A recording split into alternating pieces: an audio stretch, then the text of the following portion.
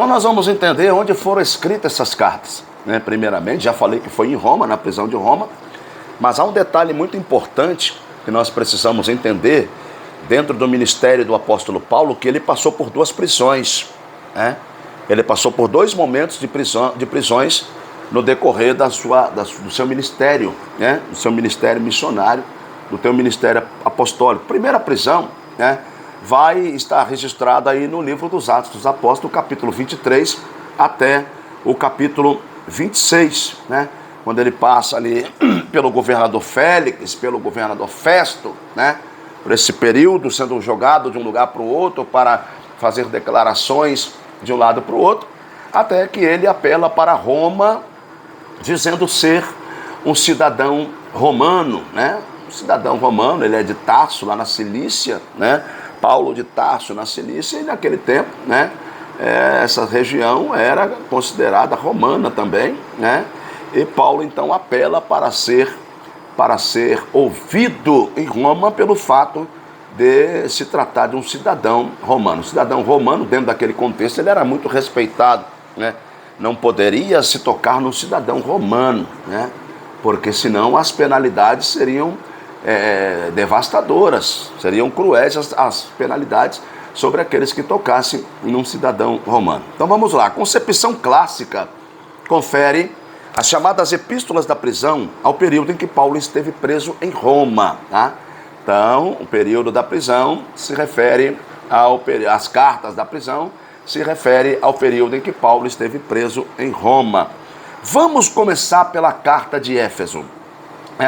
Vamos entender como é que era essa cidade, qual a situação geográfica dessa cidade, qual a população dessa cidade, qual a cultura religiosa dessa cidade, para somente depois a gente entender, né, por que é que Paulo escreveu daquela forma, daquela maneira, para aquela cidade. Então, olhe bem, a cidade de Éfeso era localizada na Ásia Menor, né? Na Ásia Menor, atual Turquia, e fazia parte de um compêndio de muitas igrejas que existiam naquela religião, até citada nas 7 igrejas da Ásia, lá no capítulo 2 e 3, né, do livro de Apocalipse. Então ela era localizada na Ásia Menor, antiga sede da província romana da Ásia, e local do grande templo da deusa Ártemis, ou a Diana para os romanos. Então já descobrimos aí, né, a tua posição geográfica, a tua localização, e também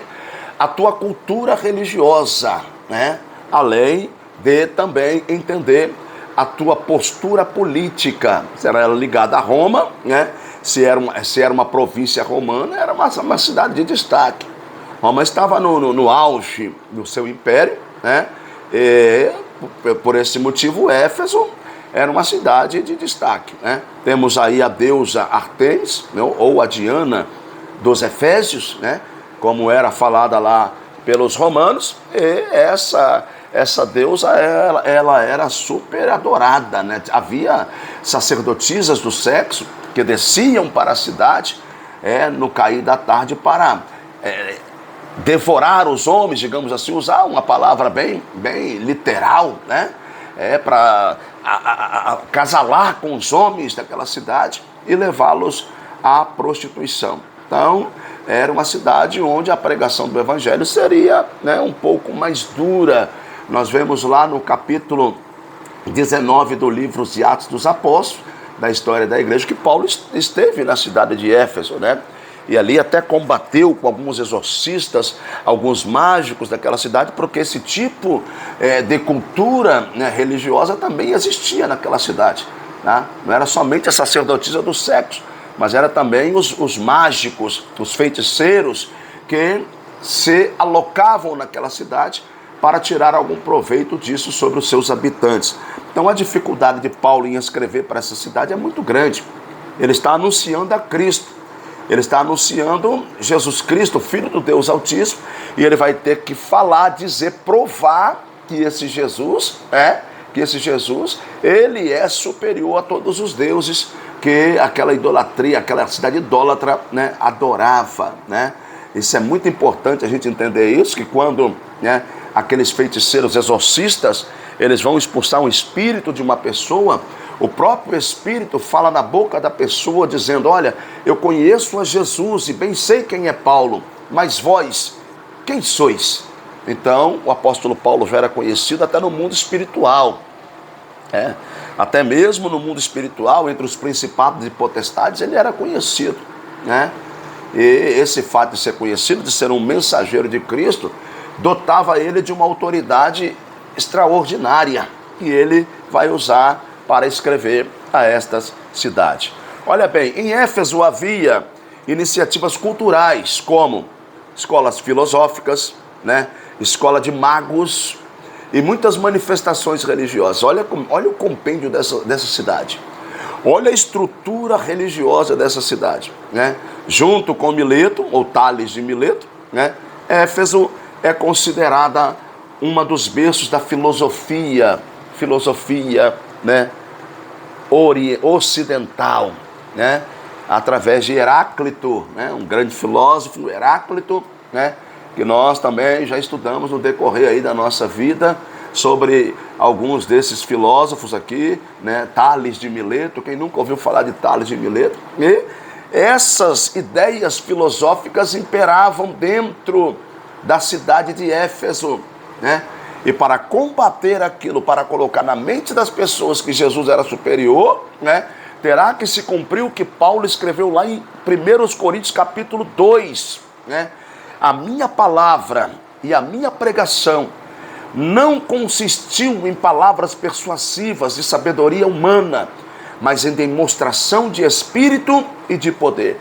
Ele vai ter que mostrar, né, Jesus, vai ter que revelar Jesus, não somente apenas através da experiência que ele teve, não somente apenas através do conhecimento que ele tem, mas ele terá que contar, acima de tudo, com o poder de Deus, com a manifestação do poder de Deus através da pessoa de Cristo, através do Espírito Santo, para que aquelas pessoas possam se converter ao Evangelho de Cristo, né? Apocalipse, a igreja que havia em Éfeso, foi uma das 7 igrejas da Ásia apresentadas no livro de Apocalipse. Aqui eu tenho um mapa, né, à minha frente, acredito que vocês tenham aí também, na revista de vocês, um mapa onde está colocando, mostrando a localização da cidade de Éfeso, né?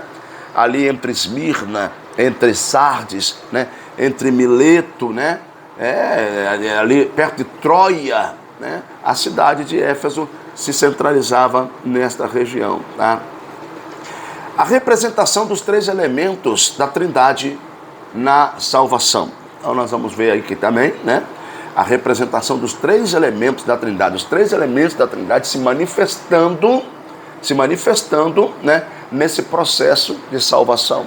Paulo vai ter o cuidado, o zelo, né, de apresentar para a cidade de Éfeso os 3 elementos, as 3 pessoas da Trindade, né, para que não parem dúvidas a respeito até mesmo, né, da doutrina da Trindade. Paulo vai apresentar, né, as 3 pessoas atuando na manifestação do Evangelho de Cristo, para que fique uma coisa bem transparente, né, a respeito daquilo que é o Evangelho de nosso Senhor e Salvador Jesus Cristo. Primeiramente, o Pai elege os crentes. Então Paulo deixa bem claro que o Pai elege os crentes.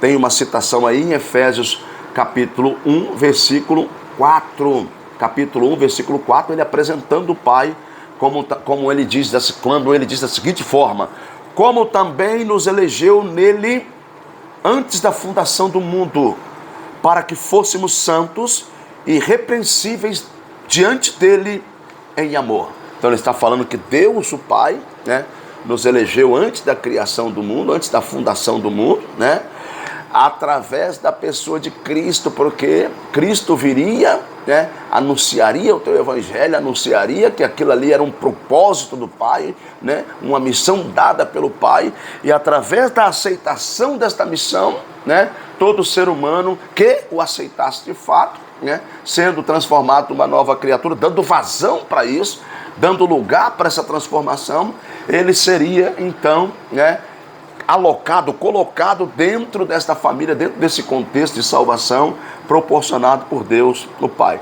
Depois que ele fala que Deus organizou isso, né, ele coloca o Filho promovendo a redenção, né? A salvação provém de Deus por meio do Filho.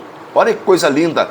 A salvação provém de Deus Pai, né? Através da pessoa do Deus Filho. Então, no capítulo 1, versículo 7, olhe bem, capítulo 1, versículo 4, ele cita o Pai. Capítulo 1, versículo 7, ele cita o Filho, né?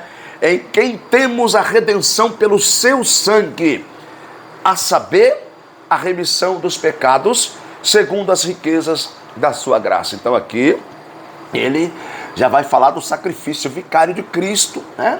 Através do sangue de Cristo, nós, né, obtivemos a remissão das ofensas, né? As ofensas sendo arrancadas, os pecados sendo dilacerados, lançados no mar do esquecimento, onde Deus não se lembrará mais. Por quê? Porque houve o sacrifício do Filho. O Filho se sacrificou, né? O Filho se sacrificou, proporcionando, né, através do propósito de Deus, a oportunidade a todos aqueles que o aceitarem como Salvador, a oportunidade de vida eterna. Em terceiro lugar, olha que coisa linda, né? Em terceiro lugar, também no capítulo 1, ele vai fazer menção do Espírito Santo. O Pai elege, né? O Filho promove a redenção e o Espírito Santo sela. Oh, maravilha, né? Que coisa linda. O Pai elege, né? O Pai elege, o Filho promove a redenção através da tua vida, do teu sacrifício, mas ele tem que retornar para o Pai, né? Conforme já estava escrito, e quando ele retorna para o Pai, o Espírito Santo vem e sela, ou seja, e confirma. O selo significa uma confirmação, né?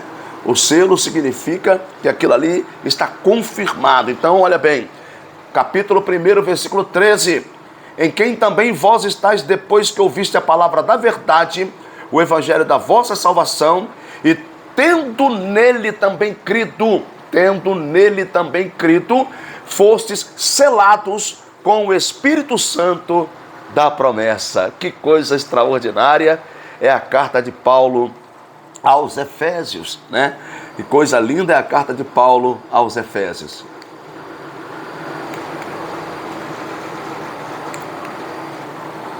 Oh, glória a Deus!